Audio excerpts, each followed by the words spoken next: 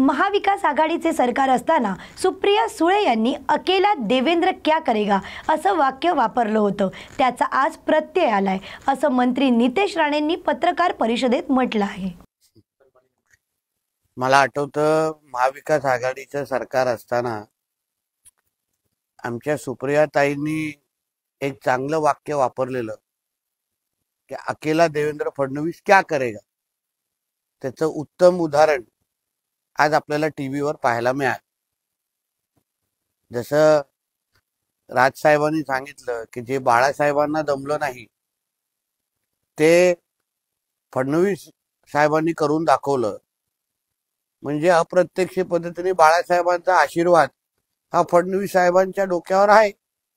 कारण का ठाकरे कुटुंबाला एकत्र आणण्याचं काम हे आदरणीय फडणवीस साहेबांनी केलेलं आहे. आणि म्हणून अकेला देवेंद्र फडणवीस क्या करेगा याचं चांगलंच उत्तर सगळ्यांना मिळालं असेल. एकत्र राहण्यासाठी एकत्र आलाय आणि कायम एकत्र राहणार असं उद्धव ठाकरे म्हणतात. हो, कारण का त्यांनी बोलत असताना आमच्यामधला अंतरपाठ आज दूर झाला असं म्हटलं. अंतरपाठ हे साधारण नवरा आणि नवरीमध्ये दूर होतो. तर मला हे कळलं नाही की बाबा नवरा कोण आणि नवरी कोण.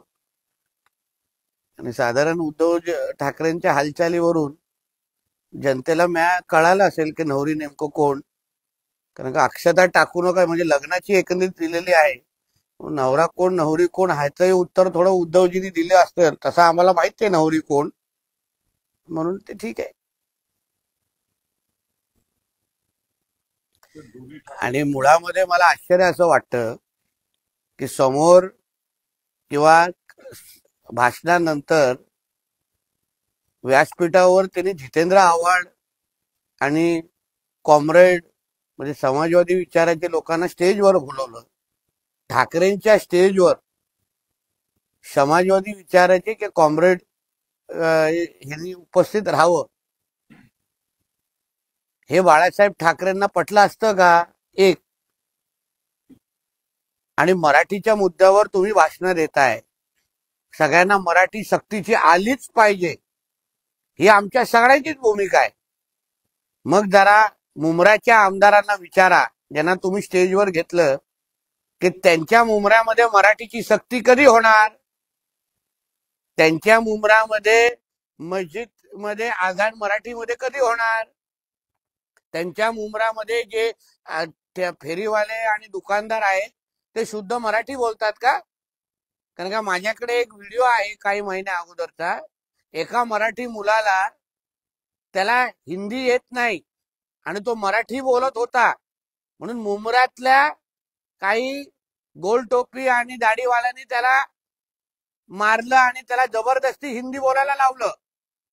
मग मुंब्र्यातल्या आमदाराला विचारलं पाहिजे होतं त्या व्यासपीठावर की तुझ्या मतदारसंघामध्ये कधी बोलायला लावणार. हे पहिलं विचारावं आणि मग मराठीचे गुणगान गावावे.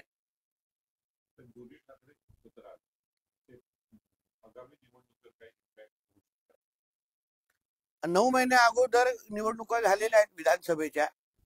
9च महिने झालेत, वर्ष पण झालेलं नाही.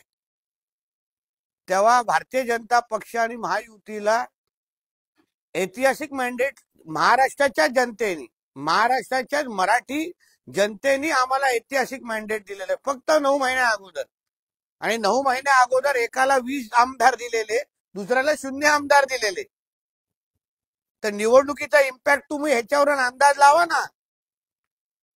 9 महिन्या अगोदर विधानसभा होत असेल तिथे अगर ह्या लोकांना घरी बसवण्याचा कार्यक्रम महाराष्ट्राच्या जनतेने अगर केला असेल तर येणाऱ्या महापालिकेमध्ये काय वेगळं होणार हे सांगा आम्हाला.